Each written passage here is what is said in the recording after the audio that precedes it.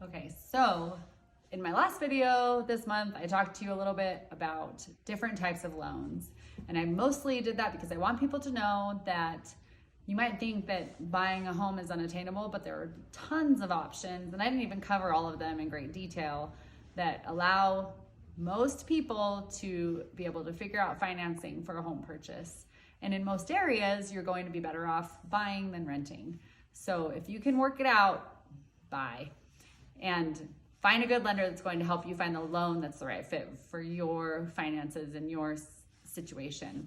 And one thing I didn't mention in that video is that there's a lot of great programs for first-time home buyers, for teachers, for first responders. All of those different professions have different loan programs that can help you get into a home.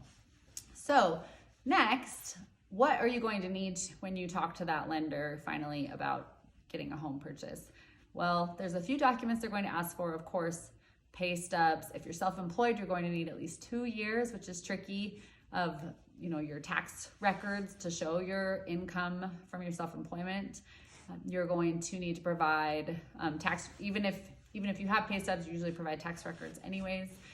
You'll provide bank statements. You'll provide ID and social security number and all those kinds of things. If you're going to get pre-approved with a lender, there's just a lot of documentation, a lot of paperwork that they're going to go through with you to make sure they have your whole financial picture and that they're doing things the right way to tell you how much house you can afford.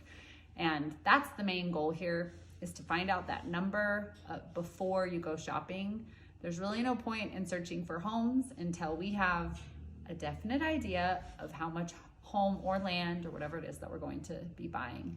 So be sure to take that first important step, meet with a qualified lender and discuss your entire financial picture, turn in documentation so that they can be clear on what you have going on financially.